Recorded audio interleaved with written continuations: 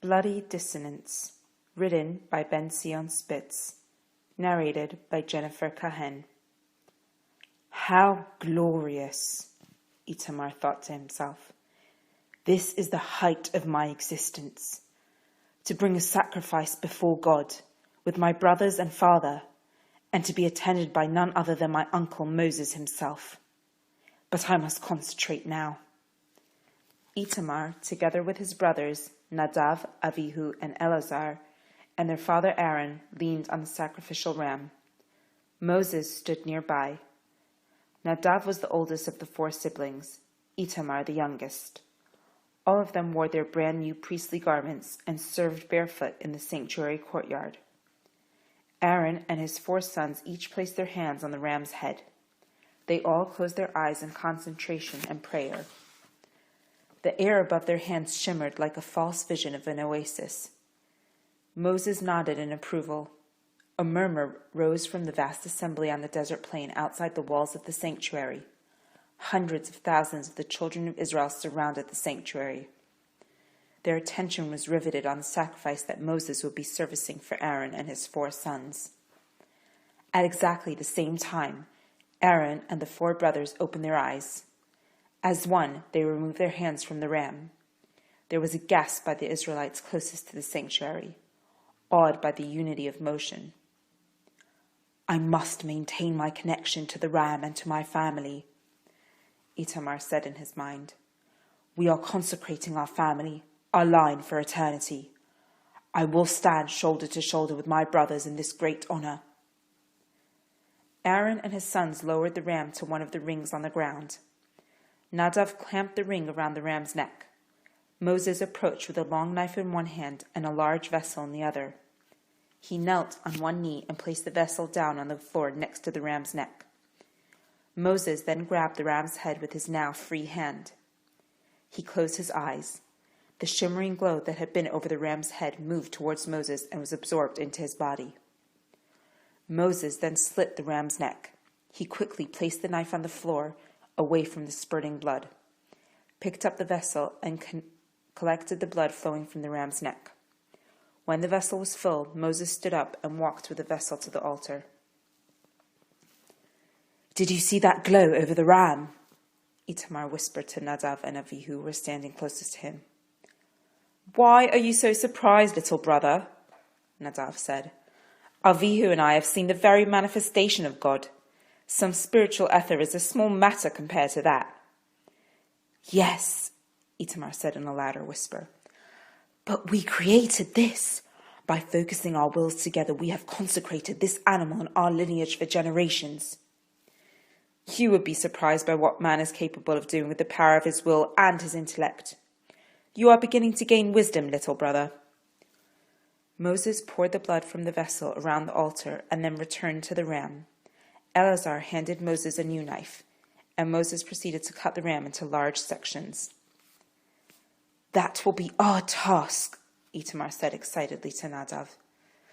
To slaughter, cut, and offer the sacrifices of others.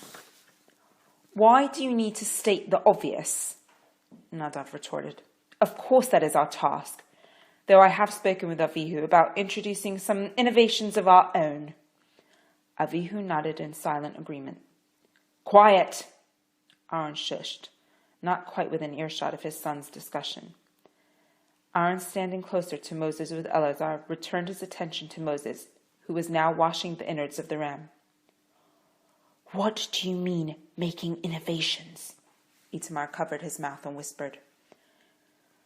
Because you chose to waste your time with your wife, Nadav said quietly, you do not have the time or the capacity to understand the deeper truth of divine service. Avihu again nodded silently. Deeper truths, Itamar asked. How do you reach deeper truths? Wine helps, Avihu interjected. Really? Itamar asked. Somehow that does not seem appropriate given our new role. What do you know of appropriate, little one?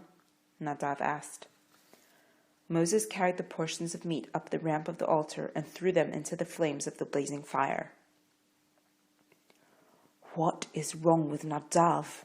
Itamar thought. When did he become so prideful? He seems unmoved by this ceremony. Something is not right. Moses brought another ram to Aaron and his sons.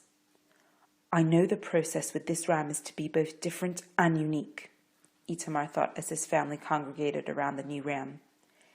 Instead of placing the blood only on the altar, Moses will place the blood directly on us as well, linking us to both God and the altar. Itamar, together with his siblings and fathers, surrounded the ram. They leaned on the ram as they had before. Each of them placed both hands on the ram's head and closed their eyes in concentration. I must focus, Itamar thought. We are unified. We are negating ourselves before God. We are merely vessels to perform his service.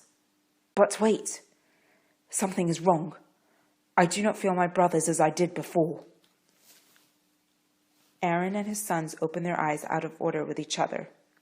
They lifted their hands off the ram's head in no particular order. Itamar looked above the ram's head.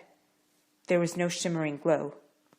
Itamar heard a murmur from the assembly outside the sanctuary. Moses looked around with a slight grimace on his face. Aaron scrutinized each of his sons. Moses knelt on one knee, put one hand on the ram's head, and closed his eyes. He knelt for a longer time than previously, facing downward in concentration.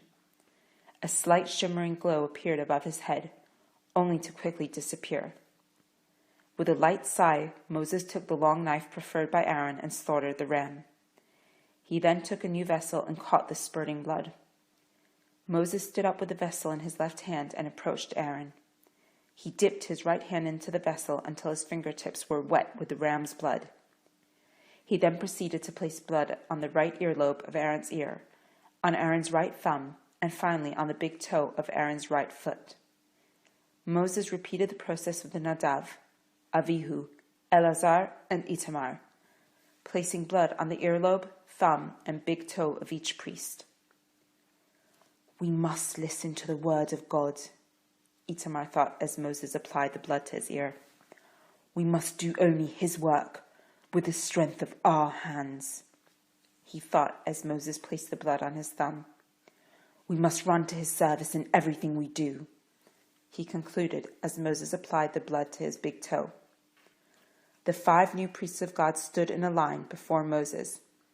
The blood on Aaron, Eleazar, and Itamar's ears, thumbs, and toes dried quickly. The blood on Nadav and Avihu remained wet. A drop of blood from both Nadav and Avihu's earlobes gently rolled down their neck. Suddenly, a cool breeze swept over the sanctuary courtyard and carried the blood drops across their necks, leaving a thin red line. Itamar saw the red lines crossing Nadav and Avihu's necks. He saw that Moses noticed the blood lines as well. He then saw 2 tears quietly roll down his uncle's face. This has been Bloody Dissonance, written by Ben-Tzion Spitz, narrated by Jennifer Kahen.